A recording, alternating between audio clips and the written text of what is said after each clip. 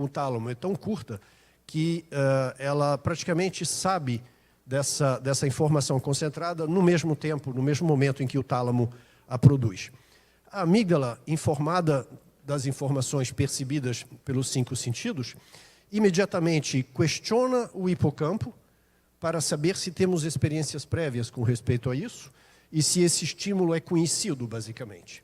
E, em função da resposta do hipocampo, da nossa memória, do que aprendemos até hoje, ela então ativa os gânglios basais para disparar os hábitos comportamentais que são, segundo a amígdala, os mais apropriados para lidar com este estímulo. Quanto tempo demora isso? A gente pode se perguntar. Justamente o que Libet descobriu, o que mostra essa caixinha aqui, é basicamente instintos e hábitos aprendidos, ou seja, o que os gânglios basais disparam, né? Tanto os instintos são de responsabilidade deles, quanto os hábitos aprendidos. O que Libet descobriu é que o tempo que demora para que o estímulo faça, através desse mecanismo, disparar um comportamento reativo é de mais ou menos 1/10 de segundo. Esse é o tempo que demora para o nosso pé pisar no freio se estamos dirigindo e vemos um cachorro correndo na frente do carro, ou, sei lá, uma criança, uma bola, alguma coisa assim. Pode ser uma velhinha também, não tem problema, né? Mais ou menos 1/10 de segundo é o tempo que demora. Mas a consciência, que está localizada no córtex pré-frontal, aquela parte mais nova, ela só fica sabendo dessa informação muito tempo depois. Ela fica sabendo disso 4/10 de segundo depois. Ou, se vocês quiserem, meio segundo depois que o estímulo ocorreu. Um atraso substancial quando pensamos do ponto de vista do cachorro que atravessou na frente do seu carro. Porque se ele dependesse da consciência para que você pisasse no freio, ele estaria ferrado. Isso é certo. Então, graças a Deus, existe esse mecanismo primitivo, se vocês quiserem, né, que faz com que um comportamento reativo seja disparado tão rapidamente e sem precisar da interveniência da consciência. Só vamos saber que tem um cachorro na nossa frente 4/10 de segundo depois. Isso porque a conexão entre a amígdala e o córtex pré-frontal é propositadamente lenta. É como se fosse uma estrada cheia de curvas.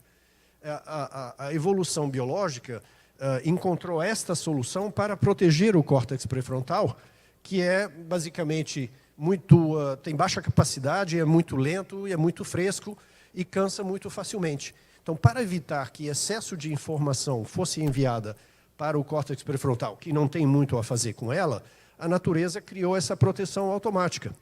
E isso significa que nós vivemos a nossa vida, a revelia de nossa consciência, em maior parte do tempo. Algo em torno de entre 2% e 5% do tempo nós passamos conscientes.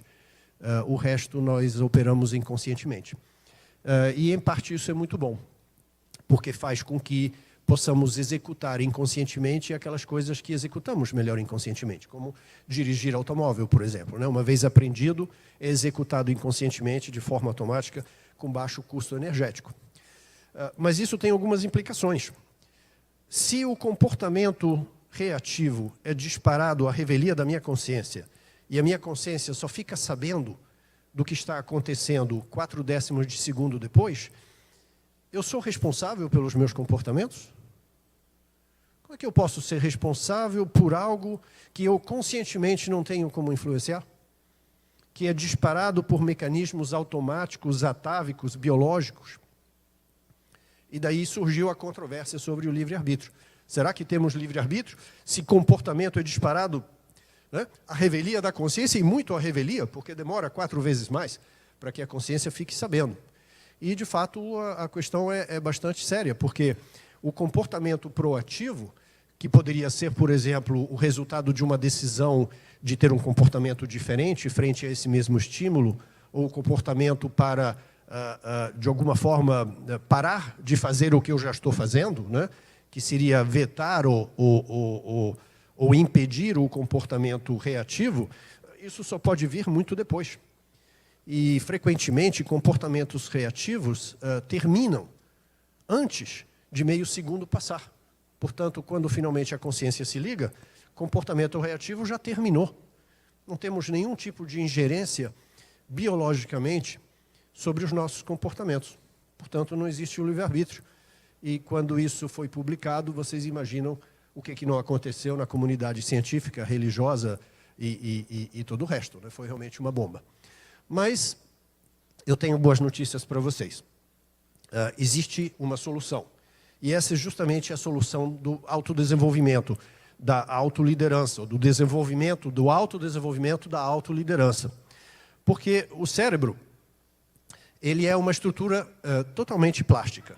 O cérebro não só modifica-se continuamente em função das experiências que nós temos, do aprendizado, das informações que absorvemos em qualquer momento. Toda informação, todo aprendizado novo é basicamente uma nova conexão entre neurônios, que é uma conexão física, e, portanto, o cérebro vai sendo modificado fisicamente a cada instante, ao longo da vida inteira. Isso não termina nunca, só quando a gente morre. Mas o cérebro tem uma capacidade ainda mais assombrosa, que é a de se automodificar. Ou seja, se você pensa em algo diferente, você cria um circuito novo no seu cérebro. Se você pensa num comportamento novo, você vai criando as conexões para este comportamento. E assim adiante. Então, biologicamente, nós não temos nenhum tipo de agência consciente, voluntária, deliberada sobre os nossos comportamentos ou sobre as nossas emoções, que são, no fundo, o que geram o comportamento. O que a amígdala faz é produzir uma emoção que provoca comportamento. Então, a noção de autocontrole, ela é muito precária, porque só serve, quando serve, para interromper um comportamento já iniciado. E, às vezes, o autocontrole é tão lento e tão fraco que não consegue fazer nem isso, né? Quem já não se viu na situação de estar fazendo algo e pensando, eu não deveria estar fazendo isso, mas continua fazendo? Eu não é? Já aconteceu? Tem alguém aqui com quem isso nunca aconteceu? Pois é, olha que coisa interessante. Então, como é que é possível que eu pense que eu não deveria estar fazendo e mesmo assim está ocorrendo, né? Então, o que é que temos como solução? O que é que seria essa noção de competência comportamental? Como que a gente pode se tornar responsável pelo que fazemos? De fato, termos livre-arbítrio, que implica em responsabilidade pelas consequências dos nossos atos. Existe, graças à neuroplasticidade, uma solução que os budistas chamam de Manodvara, ou janela entre a mente e o espírito, e que eles trabalham através da meditação para desenvolver, faz parte das práticas budistas. O que é essa janela entre a mente e o espírito, essa Manodvara? Nada mais é do que uma nova ligação entre a amígdala e o córtex pré-frontal, que bypassa aquela ligação propositadamente lenta que a biologia criou para proteger o córtex pré-frontal. E essa ligação, ela na realidade é uma ligação em duas vias. Ela tem ida e tem volta. Ela serve para que a informação da amígdala vá para o córtex pré-frontal muito mais rapidamente do que iria se fosse pelo caminho natural, e que o córtex pré-frontal possa mandar um feedback para a amígdala, dando instruções sobre o que quer. Se quer continuar sentindo esta emoção e, portanto, disparar esse comportamento, ou se prefere trocar essa emoção ou ter outro comportamento, né? Então, essa nova ligação, ela precisa ser criada. De uma certa forma, ela até automaticamente, ao longo da vida, no processo de amadurecimento, ela vai se formando, né? Ressonâncias magnéticas mostram que quase todo ser humano normal tem essa ligação, mas ela é uma ligação muito fraca. É como se fosse uma estradinha de terra, né? Existe, mas não é lá muito ampla, muito rápida, muito fácil de se percorrer. E, normalmente, a gente desenvolve ela mais na ida do que na volta. Até temos informações conscientes sobre o que estamos sentindo, por isso percebemos que estamos fazendo algo que não deveríamos estar fazendo. Mas o caminho de volta, justamente aquele que manda instruções para a amígdala, para poder, se possível, interromper o comportamento, ou quem sabe até interromper a emoção, antes que provoque o comportamento, esse caminho de volta normalmente é pouco desenvolvido. Desenvolver mais os dois, e principalmente o caminho de volta, é justamente o que os budistas chamam de abrir a Manodvara.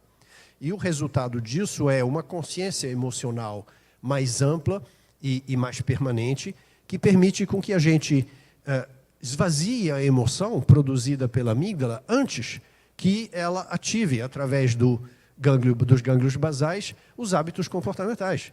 Esvaziando a emoção, esvaziamos o comportamento, ou seja, não precisamos, porque talvez nem podamos, agir sobre comportamento direto.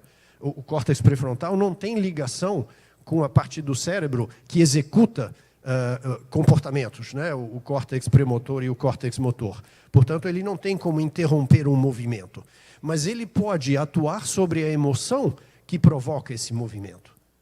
E esvaziando a emoção ou trocando a emoção, trocamos o comportamento, trocamos o potencial de comportamento. Desenvolver essa Manodvara é parte do processo de autodesenvolvimento e crucial dentro do desenvolvimento, né, da liderança, da autoliderança, porque faz com que a gente se torne capaz de escolher comportamentos, desenvolvê-los em hábitos eficazes e assim se tornar uma pessoa mais eficaz em geral. Então, a alternativa ao autocontrole, que é limitado por causa desse fenômeno, é, de fato, o autodomínio, né? Que é muito mais duradouro, porque, uma vez estabelecido, ele é um aprendizado e se instala, e ele permite, então, esvaziar as emoções em vez de lutar contra elas, né? Ou seja, a inteligência ganhando da força, no modelo Davi Golias, né? Onde a inteligência do córtex pré-frontal acaba levando a melhor sobre a força da emoção, e emoções são muito fortes, tá? Só que o autodomínio não se desenvolve espontaneamente, ou pelo menos não no nível que gostaríamos. O desenvolvimento automático ainda é pequeno, porque não está, essa ligação ainda não está no nosso DNA. Talvez daqui a 50 milhões de anos esteja. Até lá, a única coisa que podemos fazer é tentar desenvolvê-lo de forma deliberada e consciente, através da prática de 3 passos, eu já vou dar para vocês meus e-mails. Meu e-mail, quem me escrever, eu devolvo um exercício para o desenvolvimento de competência comportamental em 3 fases. Esse desenvolvimento deliberado e consciente, que pode ser feito através de algumas práticas de meditação, como os fazem os budistas, ou através de um exercício mais simples, permite que a gente desenvolva a capacidade de termos mais escolha sobre os nossos hábitos comportamentais, desenvolver hábitos comportamentais mais eficazes, e aí sim podermos assumir a responsabilidade pelos nossos comportamentos, porque a conclusão disso tudo é que sim, somos responsáveis, porque podemos desenvolver essa capacidade. Como é possível desenvolvê-la, se não o fazemos, estamos desperdiçando uma oportunidade, um potencial, um poder, né? O poder no sentido de eu posso. Então, como eu posso fazer, então talvez eu deva fazer, né? Porque na natureza, qualquer recurso que não é usado, além de representar desperdício, acaba sendo reabsorvido, sumido. Então, eu acho que o fato de não desenvolvermos o autodomínio até desvaloriza os nossos acertos, porque não são produzidos pela nossa vontade, voluntariamente. Ou, se vocês quiserem, como dizia Immanuel Kant, até o bem feito sem querer é sem valor moral, né? Então, para que sejamos consequentes, para que sejamos eficazes, é importante que desenvolvamos esse autodomínio. E a boa notícia de hoje é que é perfeitamente possível, com prática, com persistência e insistência, desenvolvermos a capacidade de sermos líderes de nós mesmos, né, de estarmos no comando. Este é o meu e-mail, como eu havia ameaçado, e liderança é sem cedilha, porque não tem como colocar cedilha em sites estrangeiros, né, em domínios estrangeiros. Então, se vocês me escreverem, eu devolvo para vocês o exercício em 3 fases. Não dói e não demora. Basicamente, em 5, 6 semanas, vocês vão perceber já uma grande diferença, e eu não cobro royalties, né?